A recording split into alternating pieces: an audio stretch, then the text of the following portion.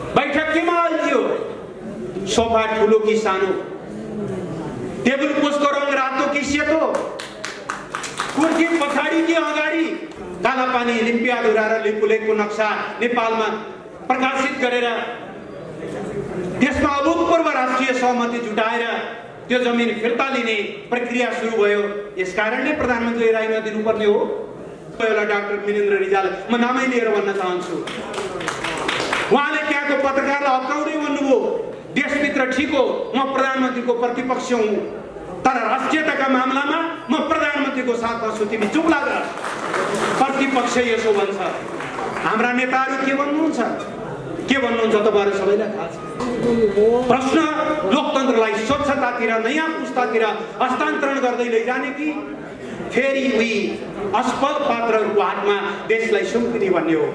यस्तो चस्मा फिट छ जसले कुर्सी बाहेकहरू केही देख्दैन, बनेका बाटो देख्दैन, बनेका हस्पिटलहरू देख्दैन, राष्ट्रपतिको नाममा भनेर ल्याइएको र खुब हल्ला मचाएर राष्ट्रपति संस्थालाई बदनाम गराउन ल्याएको त्यो हेलिकप्टरले डोल्पाबाट सुत्केरीको उद्धार गरेर ल्याएको र त्यो आमा बचाएको देख्दैन, मुगुबाट पेटमा गर्भमा बच्चा मरेर तडपिरहेकी महिलालाई बचाएको त्यो कुरा देख्दैन। बस एउटा कुर्सी देख्छ र त्यो कुर्सीको लागि सब थोक जायज देख्छ। नेपाल संसारको विकसित मुलुक मध्ये एक बनाउँछौँ र त्यो समृद्धिको च्याम्पियन हामीले हाम्रो पार्टीलाई बनाउँछौँ, हामीले भनेका छौँ। देशलाई हामी बदल्छौँ, हाम्रै कार्यकालमा बदल्छौँ, देश बदलिँदैछ। नेपालको राजनीतिक इतिहासमा निराश्रियो एउटा प्रतीकको रूपमा छ। यस्तो प्रतीक जसले देशभक्तिपूर्ण आन्दोलनको बेला सबभन्दा फ्रन्ट लाइनमा रहेर रगत बगाएको छ।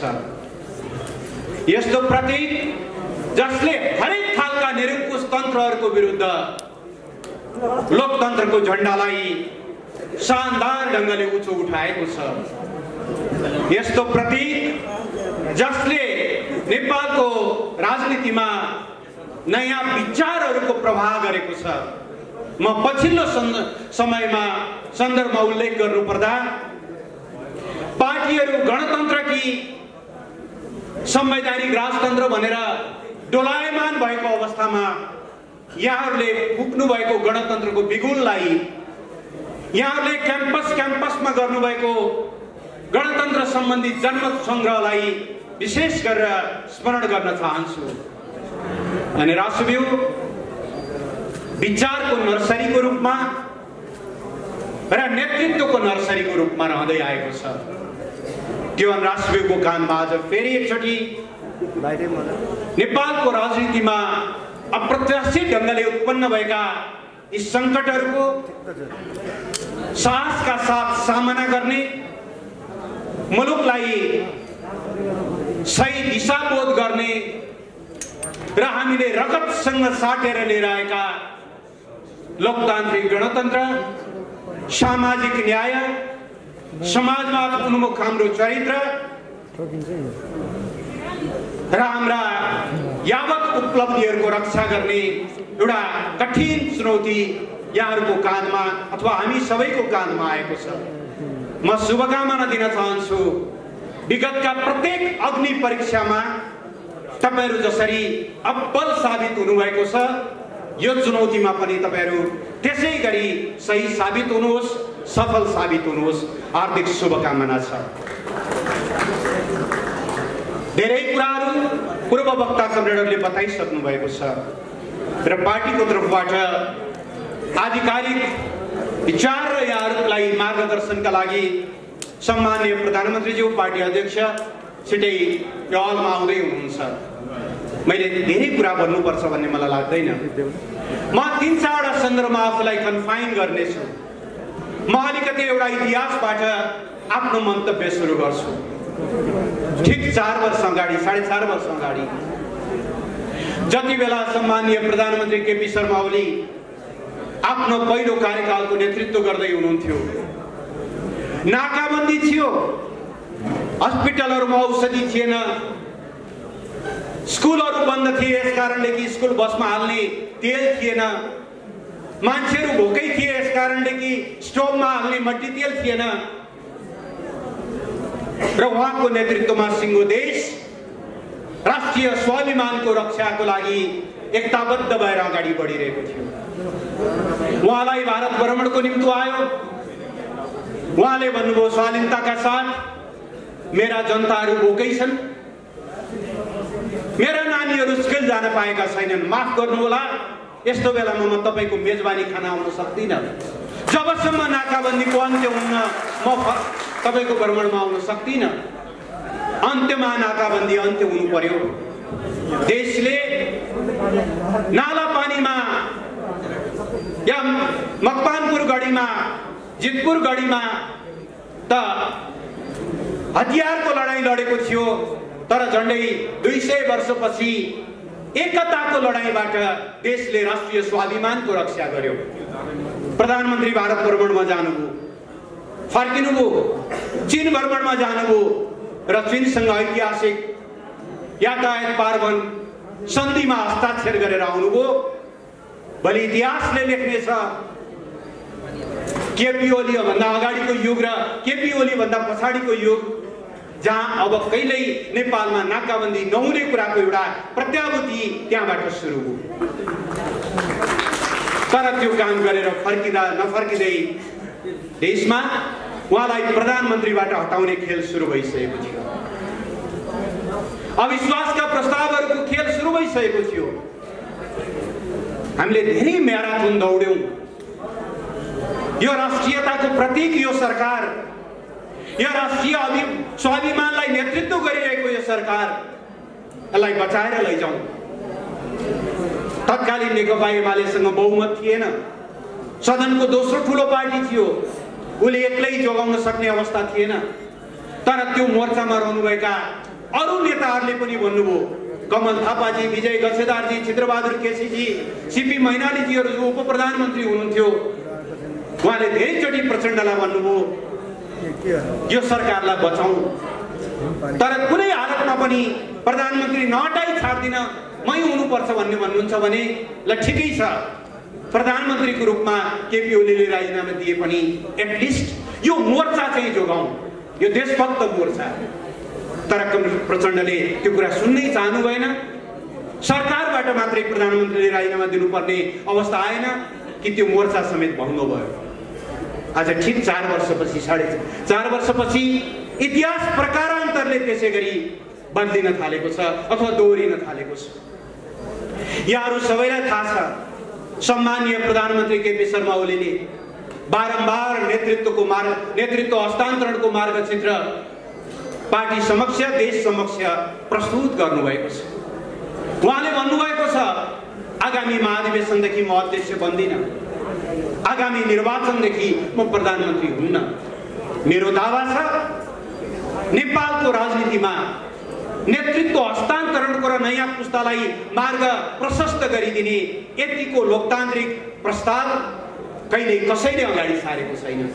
हामी देख्छौँ कमरेड प्रचण्ड अविच्छिन्न रूपमा 32 वर्षदेखि पार्टी नेतृत्वमा हुनुहुन्छ, तर थाहा छैन कति गिलास पानी खाइसकेपछि त्यो पदको उहाँको महत्वाकांक्षा, अध्यक्ष बनिरहनु पर्ने महत्वाकांक्षा तृप्त हुने हो त्यो कसैले भन्न सक्दैन। कमरेड माधव नेपाल 15 वर्ष अविच्छिन्न उहाँले नेतृत्व गर्नुभयो। 8औं महाधिवेशनमा पनि उहाँले प्रयास गर्नुभएको थियो, 9औं महाधिवेशनमा त उहाँ उम्मेदवारै हुनुहुन्थ्यो, अहिले फेरि उहाँ बन्नु पुग्नु भएको छ। शेरबहादुर देउवा 4 चोटि प्रधानमन्त्री हुनुभयो, ठट्टा गर्नुभयो कि साँच्चै भन्नुभयो मलाई ज्योतिषले हात हेराउँदा भनेका छन् मलाई 7 चोटि प्रधानमन्त्री हुन्छस् भनेर। नेतृत्वको एउटा पुस्ता छ जसका लागि ब्रह्माण्ड घुम्दै घुम्दै आएर ममा आफूमा केन्द्रित हुन्छ। मेरै लागि अध्यक्ष, मेरै लागि प्रधानमन्त्री, मेरै लागि सारा चीज। तर एउटा केपी ओली हुनुहुन्छ जसले एउटा विधि बसालेर एउटा महाधिवेशनबाट निर्वाचित भएपछि अर्को महाधिवेशनबाट अध्यक्ष हस्तान्तरण, एउटा निर्वाचनबाट अध्यक्ष भएपछि जनतालाई त्यो नासो सुम्पेर फेरि प्रधानमन्त्री निर्वाचित भएपछि फेरि त्यो नेतृत्व हस्तान्तरण, यति स्पष्ट मार्गचित्र थियो। तर आज परिस्थितिलाई जबरजस्ती अर्को मोडमा लैजाने प्रयास भएको छ। म यहाँहरूलाई पुरानो कुरातिर दोहोर्याउन चाहन्न। पुस 4 गतेको एउटा सन्दर्भ यहाँलाई सुनाउँछु। त्यति बेला दिनभरि मिडियामा हटकेक बन्यो त्यो न्युज। सम्माननीय प्रधानमन्त्री केपी शर्मा ओली पुष्पकमल प्रचण्डको निवास कुमलटार पुग्नुभयो। उहाँले त्यहाँ नेतृत्व हस्तान्तरणका यावत छलफलहरू गर्नुभयो। प्रधानमन्त्रीले दोहोर्याएर भन्नुभयो एकताको विशेष महाधिवेशन गरौँ।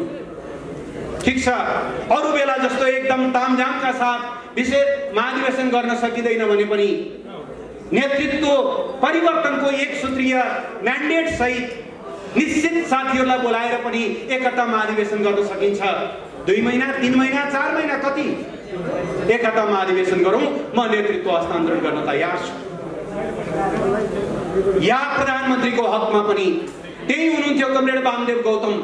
स्थायी कमिटीमा पनि प्रधानमन्त्रीले भन्नुभएको थियो हामी त दोहोरै प्रधानमन्त्री भयौँ या कोही एकचोटि भयौँ। हामी जत्तिकै योगदान गरेको समकक्षी अर्को नेता हुनुहुन्छ, उहाँलाई बनाउने बाटो खोलौँ न। उहाँले त्यो पनि त्यही भन्नुभयो। म यी सबै कुराहरूमा छलफल गर्न तयार छु। तर पार्टीमा विभाजनको बिउ रोप्ने, सहयोद्धाको चरित्र हत्या गर्ने र पार्टी विधान त्यो आरोप प्रमाणित भयो भने पार्टी विधान मात्रै होइन मुलुकको संविधान आकर्षित हुने, मुलुकको कानुन आकर्षित हुने त्यो फर्जी अभियोग पत्र जसमा अध्यक्षमाथि आरोप लगाइएको छ तिमी कम्युनिस्ट होइनौ, तिमी समाजवादी होइनौ, तिमी संघीयता विरोधी, तिमी दलाल पुँजीवादका संरक्षक, तिमी नव उदारवादी, तिमी राष्ट्रिय हित विरोधी, यी आरोप पुष्टि हुँदा पार्टीले कारबाही गरेर मात्रै पुग्दैन, मुलुकको संविधान र कानुन अनुसार कारबाही गर्नुपर्ने हुन्छ। यो विभाजनकारी तपाईको यो लिखत फिर्ता लिनुहोस्, वातावरण सहज बन्छ, एकताबद्ध भएर अगाडि बढौँ। उहाँले अन्तिम प्रयास गर्नुभयो। साथीहरूले महाभारतको कथा सुन्नु भएको छ। षड्यन्त्र गरेर पाण्डवहरूलाई वनवास र गुप्तवास पठाइसकेपछि जब उनीहरू स्वाभाविक रूपले फर्केर आएर आफ्नो राज्य मागे, कौरवहरूले राज्य नदिने भए। युद्ध रोक्ने अन्तिम प्रयास स्वरूप पाण्डवको प्रतिनिधि बनेर कृष्ण कौरव समक्ष पुगे। ल भइगयो, नियम अनुसार यो हस्तिनापुरको सिंहो राज्य पाण्डवहरूले पाउनु पर्थ्यो, गद्दीका उत्तराधिकारीहरू उनीहरू हुन्। यो त भएन, आधा राज्य बाँडिएको थियो त्यो पाउनु पर्थ्यो, त्यो पनि भएन। ल ठिक छ, युद्धको विनाशलाई रोक्न तपाईहरुले कमसेकम 5 गाउँ दिनुहोस् पाण्डवहरूलाई, युद्ध रोक्छु मैले, त्यो जिम्मा लिन्छु। कृष्णले भने स्वार्थ, दम्भ र सत्ता मोहले, त्यो उन्मादले विवेकहीन बनेको दुर्योधनले जवाफ दियो 7 गाउँ त के अरे म एउटा सियोको टुप्पो पनि दिन्न। त्यसपछि परिणाम के भयो तपाईँ सबैलाई थाहा छ। पार्टी एकता जोगाउनका निम्ति अन्तिम प्रयास स्वरूप अभियोग पत्र फिर्ता लिनुहोस् भन्दा पनि नमान्नु पर्ने कुन ब्याट्री हालिएको थियो त्यहाँ, कुन रक्त सञ्चार भएको थियो त्यहाँ, जसले आज आन्दोलनलाई यो संकटमा पुर्याउन नेताहरू उद्यत हुनुभयो। इतिहासले यसको हिसाब किताब त अवश्य माग्नेछ। प्रधानमन्त्रीले जसको नाममा निर्वाचनमा हामीले भावी उम्मेदवारको रूपमा उहाँलाई अगाडि सार्यौं, पहिल्यै उहाँको उम्मेदवारको रूपमा उहाँ प्रचारित हुनुहुन्थ्यो। एक कार्यकाल पनि पूरा नगर्दै उहाँले सत्ता छोड्नु पर्ने कारण के? यस कारणले कि यो 3 वर्षे कार्यकालमा नेपालले लगातार 7% को आर्थिक वृद्धि हासिल गर्यो र अघिल्लो वर्षसम्म अति अल्प विकसित अर्थात लिस्ट डेभलप अवस्थामा रहेको नेपाल यही वर्ष निम्न मध्यम आय भएको मुलुकमा विकसित भयो। यस कारणले प्रधानमन्त्री राजीनामा दिनुपर्ने हो। संसारका धेरै देशहरूको आर्थिक वृद्धि ऋणात्मक भयो कोरोनाका कारणले, तर नेपालले थोरै भए पनि पोजिटिभ विकास गरेको छ। यस कारणले राजीनामा गर्नुपर्ने हो। हरेक सूचकाङ्कमा मैले 2 हप्ता अगाडि युएनडीपीले निकालेको ह्युमन डेभलपमेन्ट रिपोर्ट सार्वजनिक गरे। त्यसमा नेपालले एकै वर्ष 5 स्थान फड्को मारेर गत वर्षसम्म निम्न क्याटेगोरीमा रहेको नेपाल अहिले मध्यम क्याटेगोरीमा आयो। त्यसकारणले शान्तिका सूचकमा, भोकमरीका सूचकांक, यो सुशासनका सूचकाङ्कहरूमा नेपालले प्रगति गर्यो। यसकारणले कि नेपालले वर्षौंदेखि अतिक्रमित कालापानी, लिम्पियाधुरा र लिपुलेखको नक्सा नेपालमा प्रकाशित गरेर त्यसमा अभूतपूर्व राष्ट्रिय सहमति जुटाएर त्यो जमिन फिर्ता लिने प्रक्रिया सुरु भयो। यसकारणले प्रधानमन्त्रीले राजीनामा दिनुपर्ने हो कि प्रत्येक नागरिकलाई स्वास्थ्य बीमामा बाँधेर र प्रत्येक पालिकामा हस्पिटल पुर्याए बापत दण्डित हुनुपर्ने हो कि के कारणले? कुनै कारण छैन। आजको संकट दृश्य रूपमा भन्नुहुन्छ भने हाम्रा केही नेता कमरेडरको कहिल्यै तृप्त नहुने पदीय आकांक्षाहरू, कहिल्यै तृप्त नहुने। तपाईहरुले सुन्नुभयो होला, करिब 75 वटा बैठक बसे केन्द्रीय सचिवालयका। हामीले केन्द्रीय सचिवालयलाई कोर अफ द लिडर, नेतृत्वको गुदी भनेर भन्यौं। त्यो गुदी केमा अल्झियो? त्यो गुदीमाले कतिचोटि कोरोनालाई एजेन्डा बनाएर छलफल गर्यो? गरेन। त्यो गुदीले कतिचोटि सीमा अतिक्रमणलाई एजेन्डा बनाएर छलफल गर्यो? गरे। त्यो गुदीले कतिचोटि भारतबाट 5 लाख र तेस्रो मुलुकबाट 3 लाख भन्दा बढी युवाहरूले रोजगारी गुमाएर देशभित्र फर्किए। ती बेरोजगारहरूलाई यहाँ कसरी काम दिलाउने भनेर कहिले कतिचोटि छलफल गर्यो? कहिले भयो? अरु विभिन्न खालका अनेकौं खालका समस्याहरू देशले पार्टी छ, यो पार्टीले हाम्रो पक्षमा बोल्दियोस् भनेर अपेक्षा गरेका कतिवटा एजेन्डाहरू केन्द्रीय सचिवालयको बैठकमा प्रवेश गरेनन्।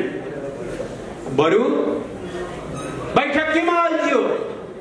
सोफा ठुलो कि सानो, टेबल पोस्टको रङ रातो कि सेतो, कुर्सी पछाडि कि अगाडि, कतिसम्म अमानवीयता प्रकट भयो यस प्रक्रियामा भने हामी सबैलाई थाहा छ। सम्माननीय प्रधानमन्त्रीले दोस्रो चोटि किडनी ट्रान्सप्लान्ट गर्नुभयो। त्योभन्दा अगाडि मङ्सिरमा बडो जटिल एउटा शल्यक्रियाबाट गुज्रिनु पर्यो। उहाँले एपेन्डिसाइटिस संक्रमण भएर पेटमा बडो मृत्युको मुखबाट उहाँ फर्किनु भएको। आज पनि उहाँलाई संक्रमणको उच्च जोखिम छ। हामी अलि टाढैबाट उहाँलाई भेट्छौँ। उहाँको कुर्सी अलग्गै राखिन्छ, तर त्यही अलग्गै कुर्सी राखिएको विषय बवालको विषय भयो। मलाई ठ्याक्कै मिति त याद छैन, साउनको कुनै महिना होला, लेखराजको हामी त्यही थियौँ। हाम्रो होल दिन यो सुनेर तपाईहरुले हत्तेरीका नेताहरू कस्ता रहेछन् भनेर राजनीतिप्रति वितृष्णा चाहिँ नगर्नु होला। तर मैले एउटा बडो तितो यथार्थ भनेको, सिंगो एक दिन सचिवालयका नेताहरू माथि बस्न पाउँछन् कि पाउँदैनन्? सबै नेता बराबर हुन् कि होइनन्? कसैले रातो रङको सोफामा बस्ने, कोही तल चाहिँ अर्को रङकोमा बस्नुहुन्छ कि हुन्न भनेर सिंगो दिन हाम्रो छलफलमा गयो। मलाई त्यस दिन वास्तवमा भन्नुहुन्छ भने आफैप्रति अलिकति धिक्कार पनि लाग्यो। हत्तेरीका पार्टीको यो सर्वोच्च एपेक्स बॉडी जसको हातमा देश र जनताको भाग्य र भविष्य जोडिएको छ, हामी कहाँ अल्झिरहेका छौँ? के दृष्टान्त सिकाइरहेका छौँ नयाँ पुस्ताहरूलाई? के आदर्श सिकाइरहेका छौँ? हाम्रा अधिकांश बैठकहरू त्यसै गरी अल्झिँदै गए। देशको मानको कुरा भएन, मेरो मान खोइ। जनताको मानको कुरा भएन, मेरो अपमान र मान। देशको स्तरमाथि कहिले उठाउने भन्ने कुरा भएन, मेरो पदीय मर्यादा माथि कि तल। बडो दुर्भाग्यपूर्णले भन्नुपर्छ, हाम्रो अधिकांश समय नेताहरूको व्यवस्थापनमा हाम्रो अधिकांश समय खर्च। इतिहासले हाम्रो काँधमा एउटा ऐतिहासिक जिम्मेवारी दिएको थियो। नेकपा एमालेको 9औं महाधिवेशनमा हामीले कम्युनिस्ट आन्दोलनका 100 वर्षे सपनाको कुरा गरेका थियौँ। 70 वर्ष त हामी लोकतन्त्रको लागि लड्दै यहाँ आयौँ र लोकतन्त्र स्थापना गर्यौँ। इतिहासप्रति गर्व छ, तर यतिले पुग्दैन। कम्युनिस्ट आन्दोलन 100 वर्ष पुग्दा यो देशलाई हामी कहाँ पुर्याउँछौँ? हामीले त्यति बेला एउटा कसम खाएका थियौँ।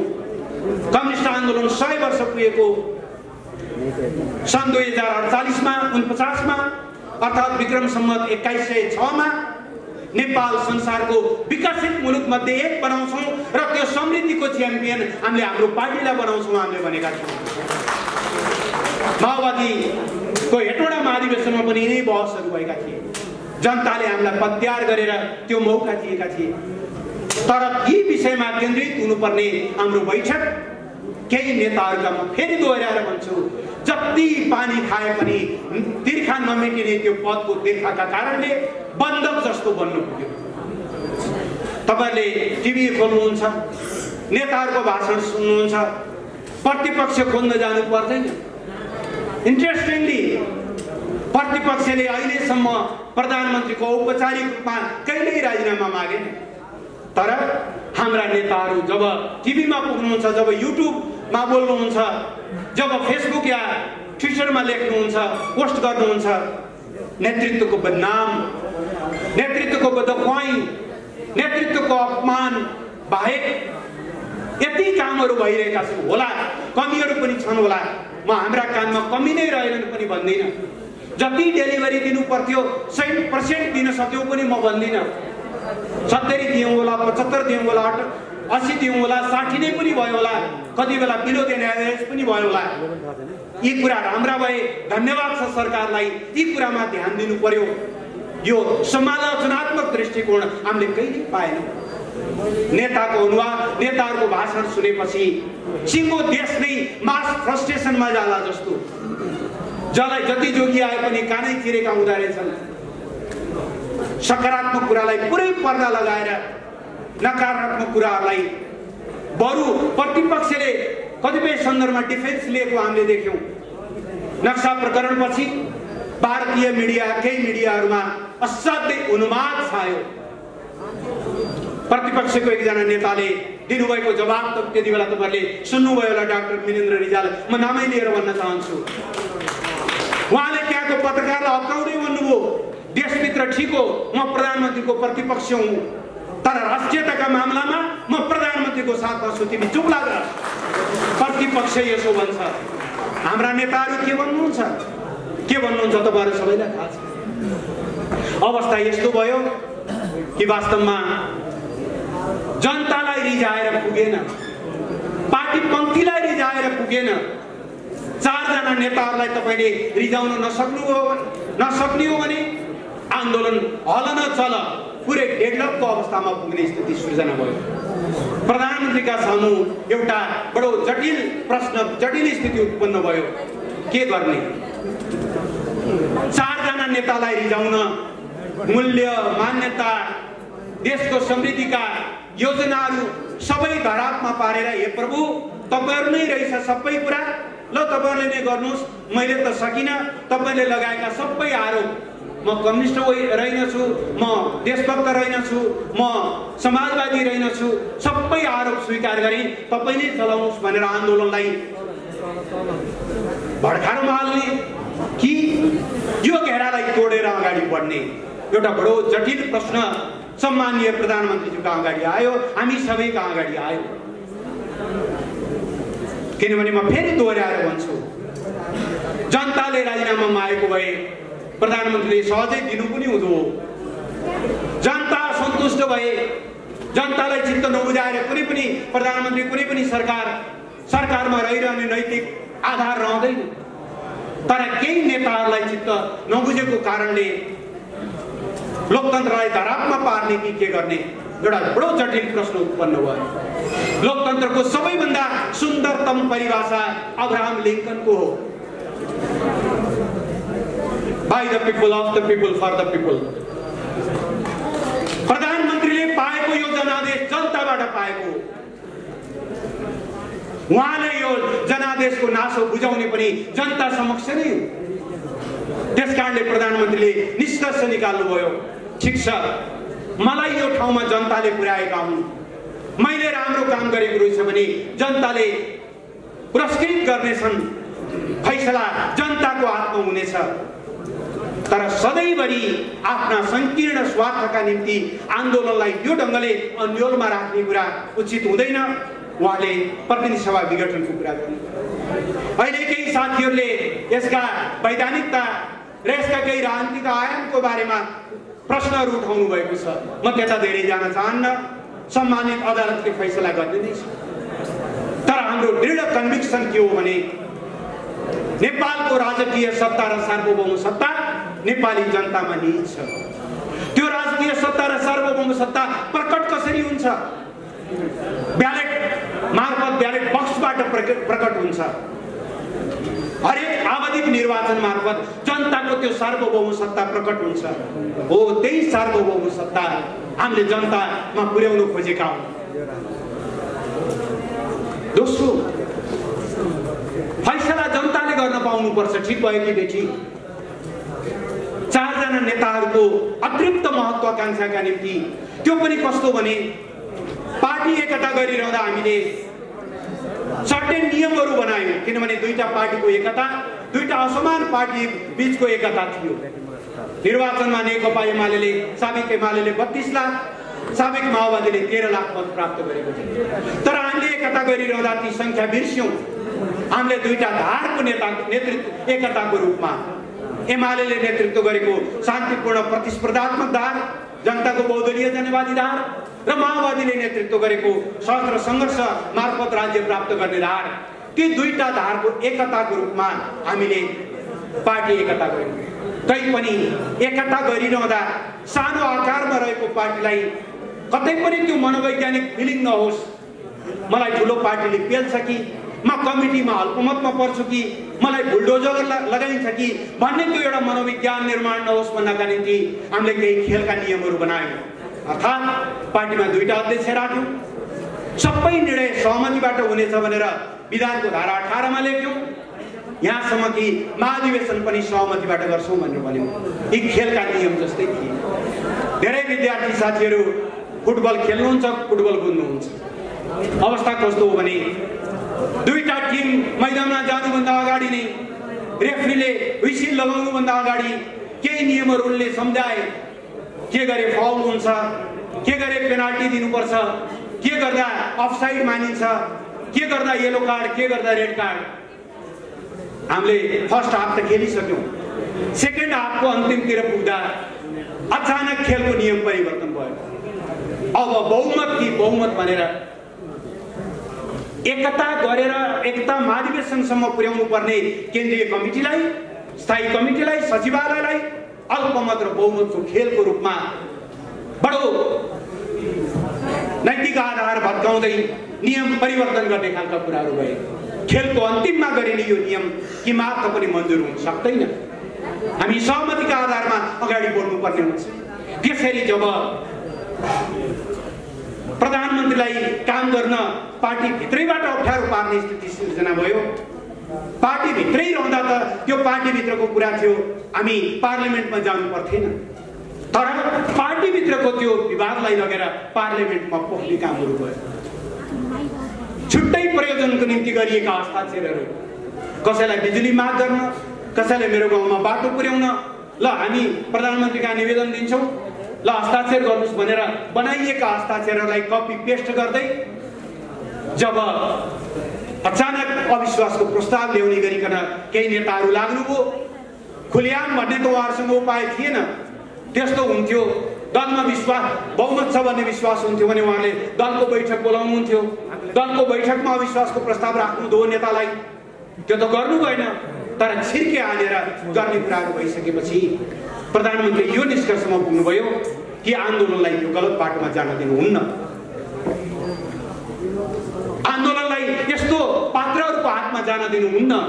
एउटा तुलनात्मक रूपमा अप्रिय एउटा निर्णय गर्नुभयो, प्रतिनिधि सभा गठन भयो। यसको संवैधानिकताको कुरा अदालतले बोल्दा राजनीतिक रूपमा हामी आफ्नो निर्णयप्रति पूर्ण विश्वस्त छौँ। मुलुक निर्वाचनमा हुमियो।